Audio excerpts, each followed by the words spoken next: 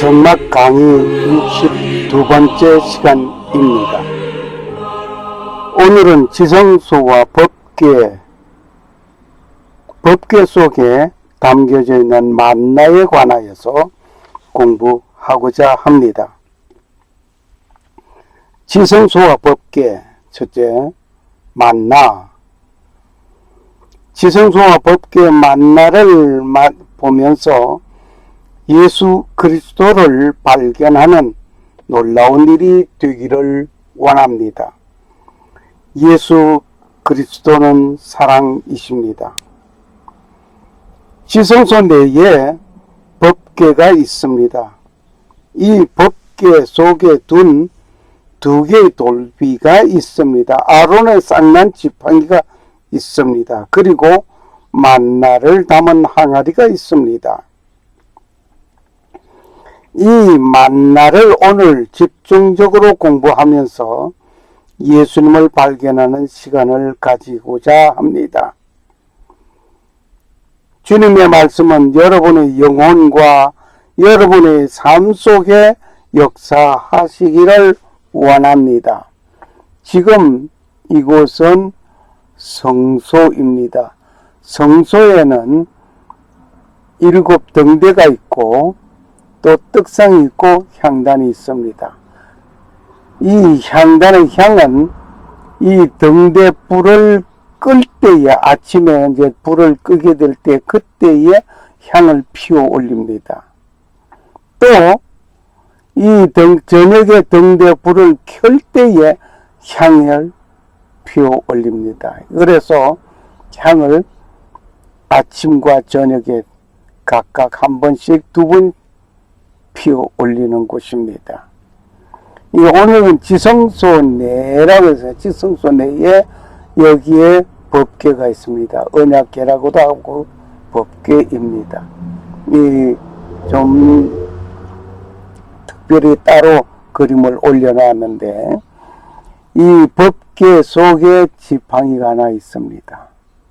그리고 만나를 담은 항아리가 있습니다.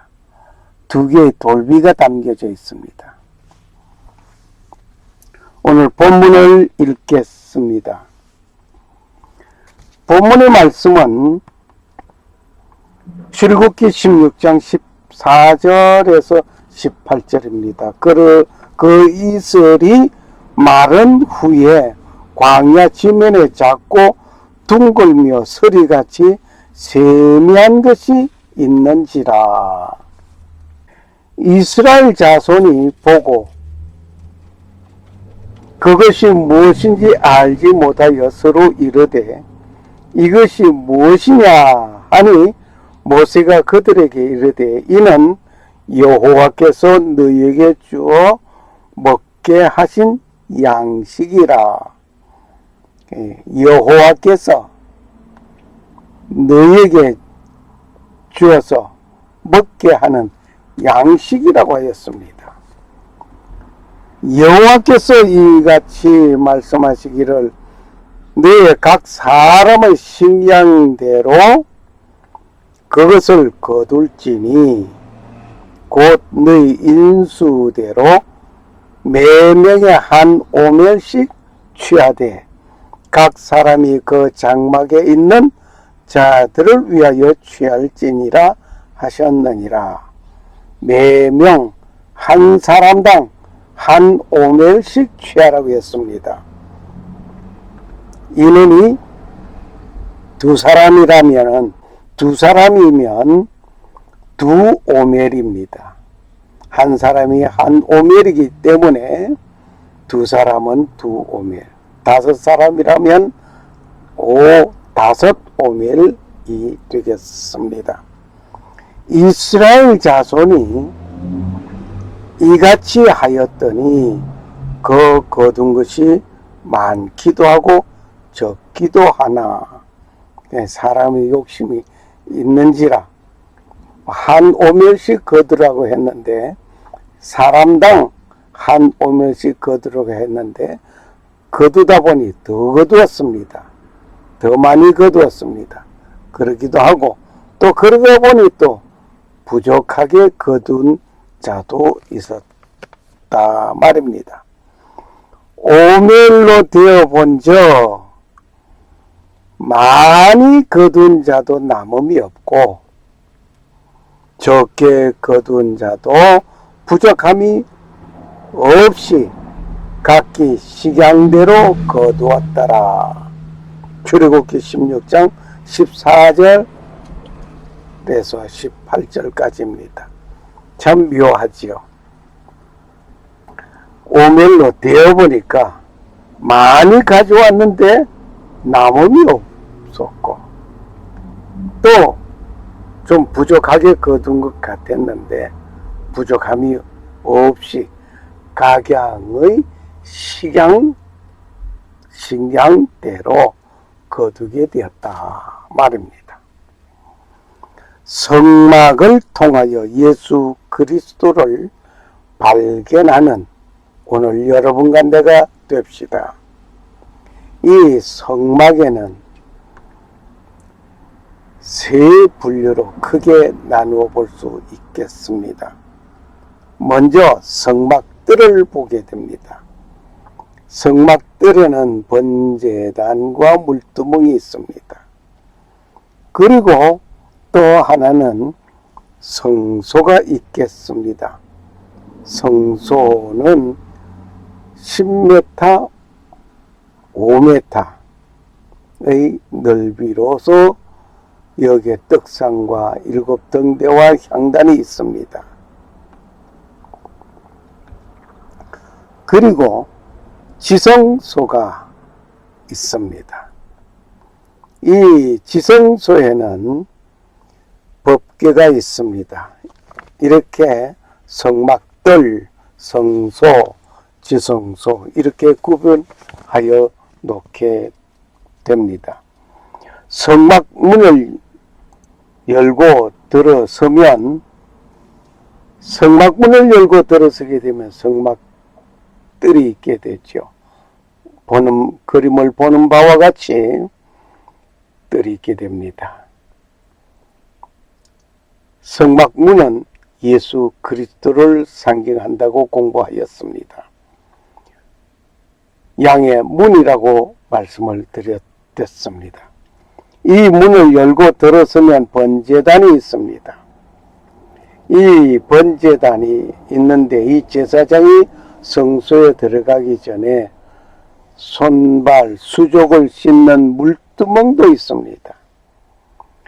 성막에는 큼직한 천막 하나가 있는데 이것은 성소와 지성소가 한 천막 안에 휘장 하나를 사이에 놓고 있게 됩니다. 오늘 이것을 보면서 성소와 지성소, 성막, 양의 문 이미 공부해 온 가운데 있습니다. 성소에는 밤에 불을 켜놓게 되는 등대가 있습니다. 7 촛대라고도 하고 7 등대라고 합니다. 이 등대 맞은편에는 이스라엘 12지파를 대표하는 떡상이 놓여져 있습니다. 매 안식일마다 새로운 떡을 12덩이를 이렇게 올려 놓는 것입니다. 그리고 지성소 앞 휘장 앞에는 향단이 있습니다. 이 향단 좀 전에도 설명을 드렸죠. 향을 피우는데 등대 불을 끄게 될 때 향을 피우고 저녁에 등대 불을 켤 때에 향을 피우게 됩니다. 휘장 앞에 있는 이 향단, 등대가 밤을 밝히고 있다가 아침이 되면 등대 불을 끄게 되고 향단에서는 7 등대 불을 켤 때에 향을 피우게 되고 그리고 7 등대 불을 끌 때에 향을 끌 때에 향을 피우게 됩니다. 성도는 죄악되고 험악한 때에 예수 그리스도의 빛을 비추어야 합니다. 그리고 은혜의 시간에는 예수 그리스도의 향기를 피워야 합니다. 생명의 떡 대신 예수 그리스도를 항시 준비하여 공급하는 자가 되어야 할 것입니다. 이제 성소에서 휘장을 열게 되고 지성소를 향하여 들어가게 되는 일이 됩니다. 이것은 법궤, 즉 언약궤가 있는 곳입니다. 다시 말씀을 드린다면 성막은 50m의 길이와 25m의 폭넓이로 되어져 있습니다. 50m, 여기 동쪽에서 서쪽까지 50m이고 또 남쪽에서 북쪽까지 25m, 이렇게 큰 울타리를 가지고 있습니다. 동쪽에는 10m의 넓이의 문이 하나 있습니다. 여기에 10m 문이 하나, 10m 넓 문입니다. 문이 10m. 정말 큼직합니다. 숫자가 50m, 25m, 10m 이러지만 굉장히 큽니다. 뿐만 아니라 성소는 길이가 10m이고 또 폭이 5m입니다. 성소 길이가 10m이고 이 폭이 5m입니다. 지성소는 가로 세로가 5m로 정사각형의 넓이입니다. 지성소는 가로 세로 이렇게 정사각형의 넓이에 딸랑 언약궤, 법궤 하나가 놓여져 있습니다. 이것을 자세히 보니 어떤 형태의 모습인고 하니 십자가 형태입니다. 자, 성막문을 열고 들어가면 번제단이 있고 또 물두멍이 있고 그리고 성소를 향해 들어갑니다. 그래서 십자가가 바로 그려집니다. 성막문을 열고 들어가 번제단이 있습니다. 번제단이 있고 물두멍이 있고 들어가면 맞은편에 향단이 있게 되고 양 좌우에 등대와 떡상이 놓여져 있고 그리고 향단 휘장을 열고 들어서면 여기에 정거기가 있습니다. 그림을 그려보니까 십자가가 됩니다. 이 십자가.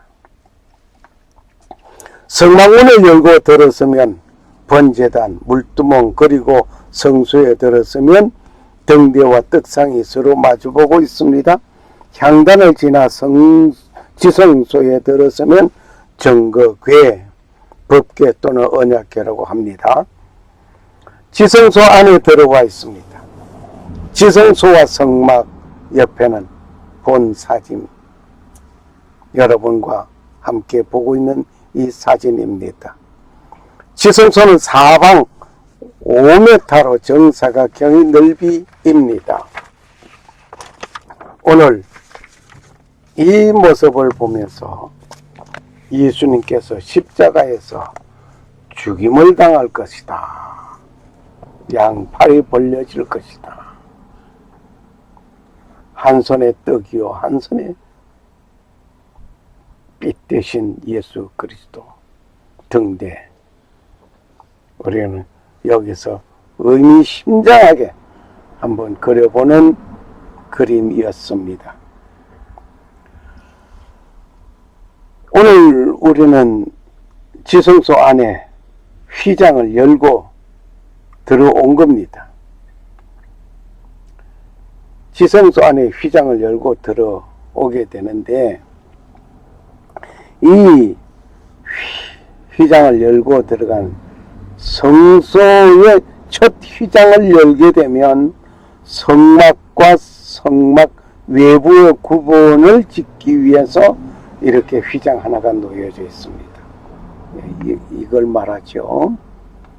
그리고 들어서서 또 휘장이 하나 있는데, 이건 지성소와 성소를 가로막아 있는 휘장입니다. 이 휘장, 성소와 지성소를 구분하는 휘장입니다. 성막에는, 성소에는 지성소나 또 성소나 할 것 없이 창문이 없습니다. 창문이 없이 오직 등대에서 밝히는 빛, 전부 덮개로서 덮어놓았으니 빛이 들어올 수가 없습니다. 외부의 빛이 들어오지 않습니다. 오늘 이것을 바라보면서 빛 대신 예수 그리스도가 빛을 비추며, 성도는 내가 너희는 세상의 빛이라고 하신 주님의 말씀 따라서 우리는 빛을 비추는 우리가 되어져야 할 것입니다. 이 성소에서 휘장은 대제사장이 대속죄 이래 지성소에 들어가기 위하여 1년에 단 한 차례 열고 들어가는 곳입니다. 그 열고 들어가는 겁니다. 그 열고 들어가 1년에 단 한 차례 들어가던 그 휘장이, 이에 성소 휘장이 위로부터 아래까지 찢어져 둘이 되고, 찢어져 버렸습니다. 찢어져서 둘이 된 마태복음 27장 51절. 이에 성소 휘장이 위로부터 아래까지 찢어져 둘이 되고 땅이 진동하며 바위가 터지고 놀라운 광경이 빚어졌습니다. 언제 이렇게 되었습니까? 그러므로 형제들아, 우리가 예수의 피를 힘입어 성소에 들어갈 때 담력을 얻었나니 그 길은 우리를 위하여 휘장 가운데로 열어 놓으신 새로운 산 길이요, 휘장은 곧 저의 육체니라. 할렐루야. 히브리서 10장 19절에서 20절 봅니다. 이 휘장, 예수님께서 십자가에 못 박혀 돌아가실 때에, 운명하실 때에, 예수님께서 운명하실 때 성소의 이 휘장이 위에서부터 아래로 찢어져 둘이 되어버렸습니다. 이제는 열고 들어가고 그런 거 없습니다. 성소 휘장이 위에서부터 아래로 찢어져,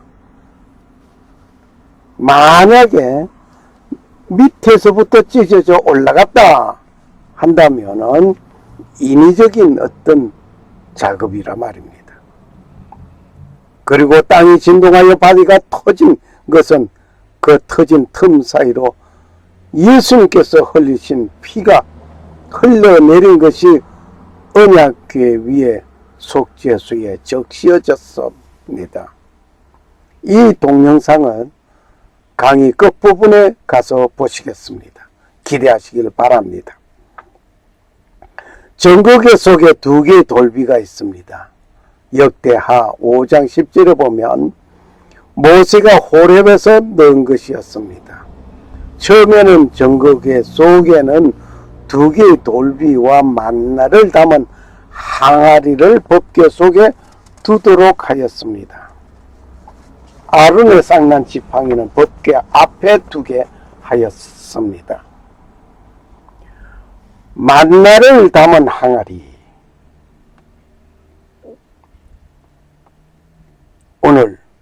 우리는 그리스도가 십자가에서 못 박혀 운명하실 때 흘린 그 피가 언약궤 위에 흘려져 있음을 오랜 세월이 2500여 년 흘른 세월에 발견되었습니다. 만나를 담은 항아리. 모세가 받은 2개의 돌비가 법궤 속에 있습니다. 그리고 아론의 쌍난 지팡이는 법궤 앞에 놓여져 있습니다. 아론의 쌍난 지팡이는 법궤 앞에 놓여 있습니다. 민수기 17장 4절에 보니까 아론의 쌍난 지팡이 정거궤 앞에 두라 하였습니다. 왜 아론의 쌍난 지팡이를 두게 하였는가를 다음 시간에 나오게 될 때 공부하도록 하겠습니다. 후일에 법궤 속에 둔 것을 기록되어져 있음을 보게 됩니다. 금 향로와 사면을 금으로 싼 언약궤가 있고 그 안에 만나를 담은 금 항아리와 아론의 쌍난 지팡이와 언약의 비석들이 있고 히브리서 9장 4절 말씀이었습니다. 이 히브리서 9장 4절 말씀을 보면 아론의 쌍난 지팡이도 이제 법궤 속에 들어갔습니다. 처음에는 법궤 앞에 두라고 했던 것이 이제 법궤 속에 들어가 있습니다. 이렇게 하여 법궤 속에는 아론의 쌍난 지팡이까지 법궤 속에 두어졌습니다. 이스라엘 백성이 출애굽하여 광야에서 40년 동안 주식으로 먹은 것이 만나였습니다. 이 주식을 만나로 하였습니다. 만나는 사막에서 거주하던 특별하게 이스라엘 민족들에게 내린 식량이었습니다. 하나님이 주신 음식이었습니다. 출애굽기 16장 따르면 이스라엘 백성들은 이집트를 떠난 지 2달 보름 만에 신광야에 다다랐는데 식량이 모두 떨어졌습니다. 당연히 백성들은 지도자에게 모세에게 먹을 것이 없음을 항의한 것은 두말할 것 없습니다. 모세는 식량 문제를 해결해 주지 못하였습니다. 야훼 하나님께서 하늘에서 양식을 비같이 내리셨던 것입니다. 백성이 나가서 일용할 것을 날마다 거둔 것이었습니다. 아침마다 작고 둥글고 서리 같은 것이 땅에 있었는데 꿀썩한 과자처럼 맛있었더라. 이스라엘 백성들은 만나를 민후, 뭐야? 이게 뭐야? 하는 뜻입니다. 민후. 이 히브리 말로서 민후인데 뜻이 뭐야? 이것이 신기하였던 것이었습니다. 만나라는 이름이 여기에서 나온 것으로 알고 있습니다. 새벽마다 내리고 해가 뜨면 없어졌습니다. 먹을 수 있는 양이 한 오멜로 정해져 있습니다. 한 사람당 한 오멜입니다. 너무 많이 거두면 곤충이 먹었으므로 있어야 할 만큼 거두어야 했던 것입니다. 이 만나는 가시와 같고 모양은 진주와 같은 것이라 백성들이 두루다니며 그것을 거두어 맷돌에 갈기도 하며 절구에 찢기도 하고 가마에 삶기도 하며 과자를 만들었으니 그 맛이 기름 섞은 과자 맛 같았더라. 밤에 이슬이 지내 내릴 때에 만나도 같이 내렸더라. 민수기 11장 7절, 8절, 9절 말씀입니다. 자, 이스라엘 백성들이 광야에서 생활하던 가운데 맷돌, 가정용 맷돌 조그마한 게 있습니다. 이것을 가지고 만나를 여기서 갈기도 하고 찢기도 하고 맷돌질을 했던 것입니다. 지성소 안에는 언약궤가 있습니다. 지성소 안에는 언약궤가 있는데 이것을 법궤라고도 하고 이 언약궤 위에 속죄수가 있습니다. 지성소에는 대제사장이 백성의 죄를 속하기 위하여 1년에 단 한 번 들어와서 속죄제를 드리는 곳이었습니다. 성소에서 지성소 사이에는 휘장이 있었는데 이것은 아무나 출입하지 못하게 하기 위한 것이었습니다. 이곳에 들어갈 때는 대제사장이 속죄의 피를 가지고 들어갔어야 합니다. 즉 백성을 위하여 염소를 잡아 그 피를 가지고 휘장을 열고 들어가서 속죄소 위에와 앞에 뿌렸던 것입니다. 성막을 열고 들어와서 지성소 구분된 이 휘장을 열고 들어가야 합니다. 바로 이것이 무엇인가니 예수 그리스도의 성령을 행하는 구원의 상징이었습니다. 뭐가? 대제사장이 1년에 한 번 속죄제를 드리는 누구를 위해서? 온 백성을 위해서 대제사장이 1년에 한 번 이 지성소에 들어와서 속죄제를 드렸던 것입니다. 이것이 바로 예수 그리스도의 성령을 구원을 상징하고 있습니다. 예수 그리스도가 십자가에서 운명하실 때 성소와 지성소 사이에 있는 휘장이 위에서부터 아래로 찢어졌습니다. 이제는 대제사장이 들어가서 속죄하던 이곳에 예수 그리스도의 보혈 공로로 들어가 자신의 죄를 속하기 위하여 각인의 제사장이 되어버렸습니다. 그는 단 한 번에 모두 이루어 놨습니다. 그리고 놀라운 것은 그 언약궤가 약 2500년 만에 발견되었습니다. 언약궤가 감춰진 지가 2500년 만에 발견되었는데 그 속죄소 위에 예수 그리스도의 피가 흘러내려 있음을 발견하게 되었습니다. 언약궤 위에 속죄소에 예수의 피가 흘려져 있는 동영상을 보시겠습니다.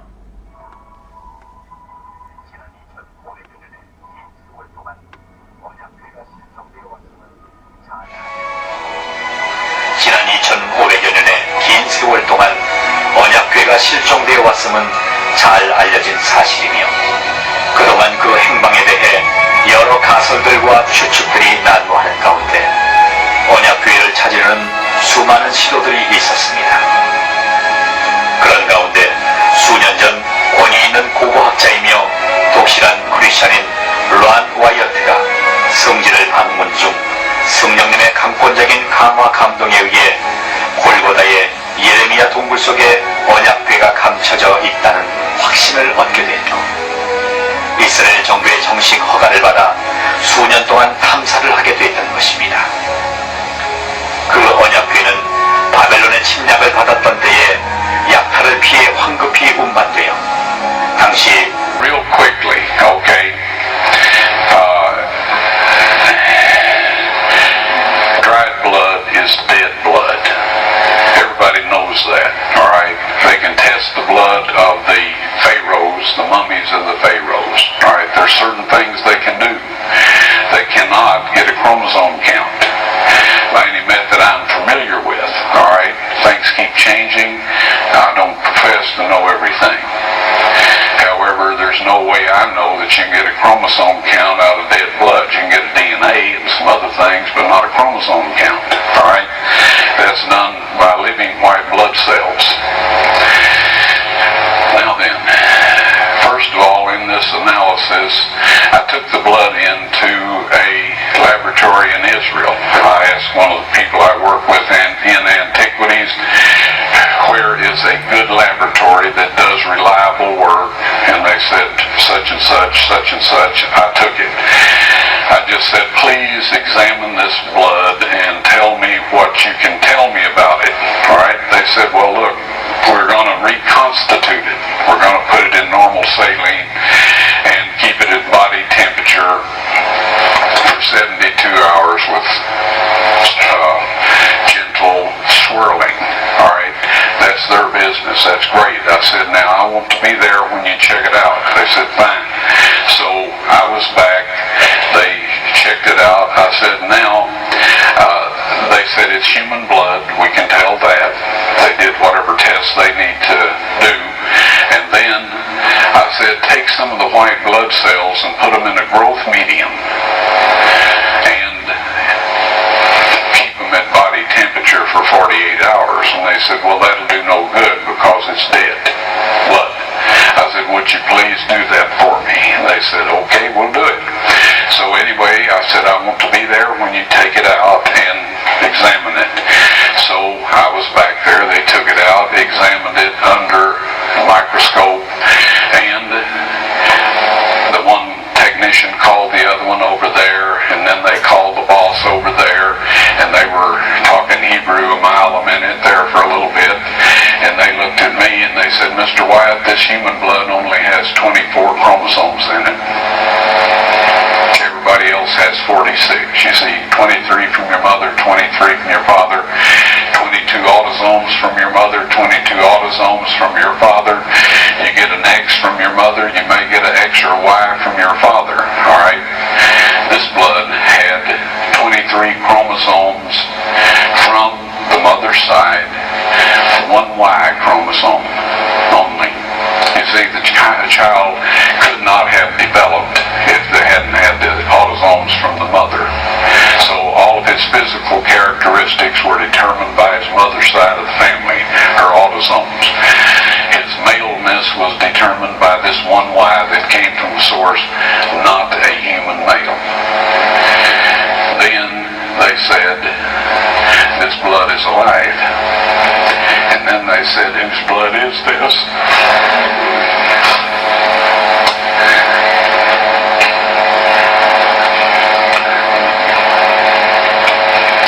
I said, it's the blood of your Messiah.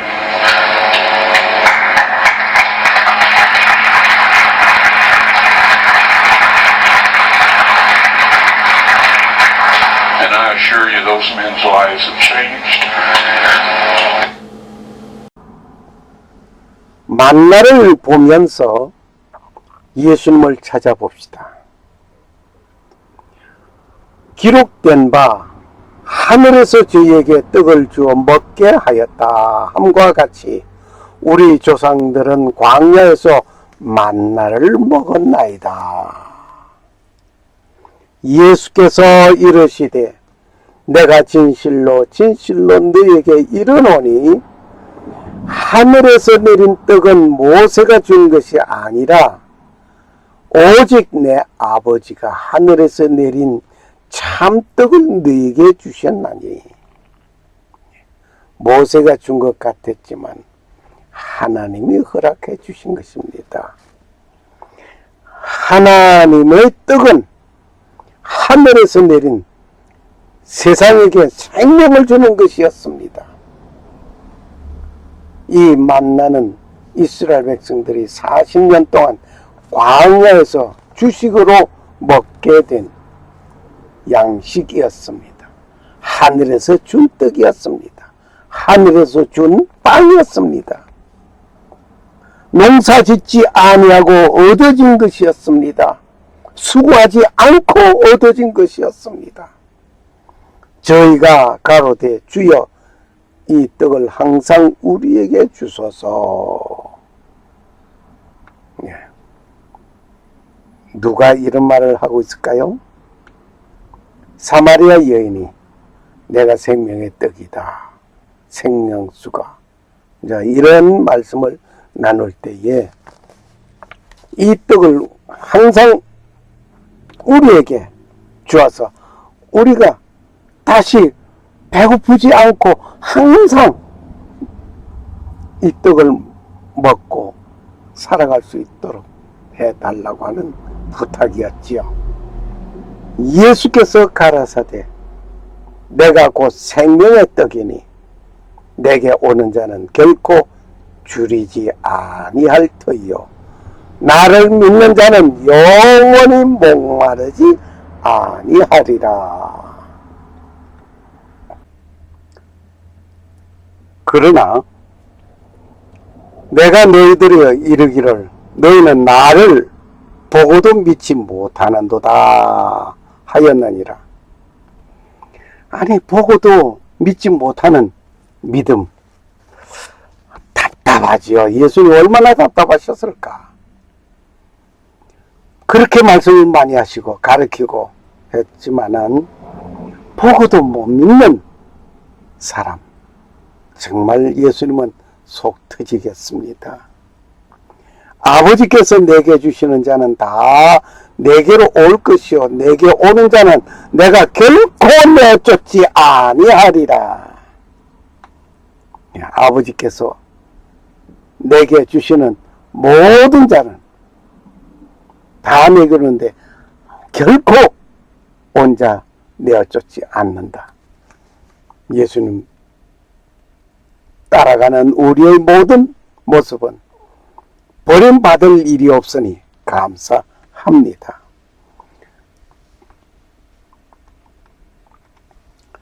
성막을 통하여 예수 그리스도를 발견합시다. 내가 하늘로서 내려온 것은 내 뜻을 행하려 함이 아니요 나를 보내신 이의 뜻을 행하려 함이니라. 나를 보내신 이의 뜻은 내게 주신 자 중에 내가 하나도 잃어버리지 아니하고 마지막 날에 다시 살리는 이것이니라. 마지막 날의 최후에 다시 살리는, 다시 사는 삶이 됩니다. 내 아버지의 뜻은 아들을 보고 믿는 자마다 영생을 얻는 이것이니 마지막 날에 내가 이를 다시 살리리라. 아버지의 뜻이 뭡니까? 우리는 때로는 주님 뜻대로 살기로 했다고 합니다.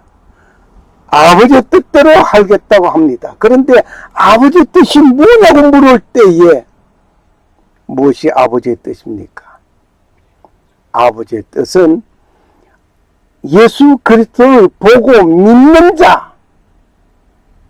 첫째, 예수 그리스도를 보고 믿는 자가 되고 믿는 것이 아버지의 뜻이고 그리고 그 믿는 자는 영생을 얻는다는 그거 아버지의 뜻입니다.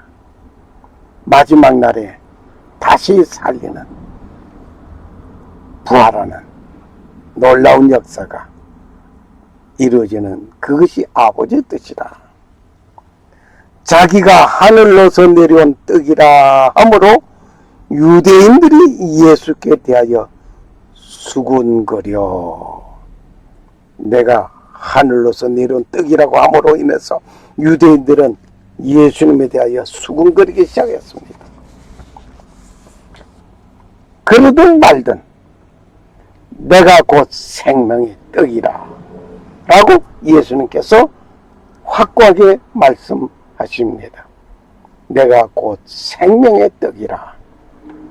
왜냐하면 성전 휘장이 예수님의 몸을 가리켰기 때문에 휘장이 찢어짐으로 인해서 성소와 지성소가 하나가 되어버리고 이제 대제사장이 1년에 한 차례 들어가야 할 그것을 이제는 없애버리고 언제든지 지성소에서 속죄할 수 있게 되었으니 말입니다.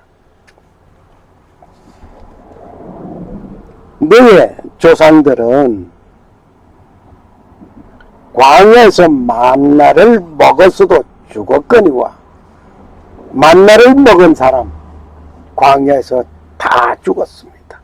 먹었던 자 요단강을 건너왔어도 다 죽었습니다. 다 순차대로 다 죽었습니다. 이는 하늘로서 내려오는 떡이니 사람으로 하여금 먹고 죽지 아니하게 하는 것이라. 누구를? 예수 그리스도의 피공로 찢어진 그 살, 그로 인해서 흘린 그 피, 예수 그리스도 그를 믿고 의지하고 살아가는 자에게는 영생함을 얻게 되고 죽지 아니하는 놀라운 일입니다. 나는 하늘로서 내려온 산떡이니 사람이 이 떡을 먹으면 영생하리라. 나의 줄 떡은 곧 세상의 생명을 위한 내 살이로라 하시니라. 요한복음 6장 31절에서 51절이었습니다. 오늘 예수 그리스도의 살과 피를 언제 먹고 마십니까? 이미 찢어주신 그 예수 그리스도의 살과 피 먹고 마시니 늘 기념하게 되는 것은 성찬식에서 예수 그리스도의 살과 피를 기념하는 우리가 되는 것입니다. 내가 곧 생명의 떡이니 내게 오는 자는 결코 줄이지 아니할 터이요 나를 믿는 자는 영원히 목마르지 아니하리라. 요한복음 6장 53절 말씀입니다.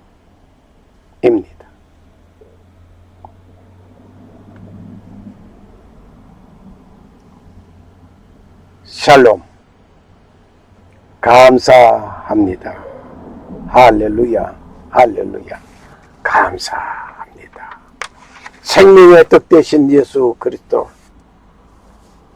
그분을 모시고 그분을 믿고 영원히 죽지 않은 삶을 사는, 만나를 먹어서 죽었지만 예수 그리스도의 살과 피를 기념하면서 늘 그분을 믿고 의지하여 살아가는 영원한 하나님의 백성 되기를 축원합니다. 감사합니다.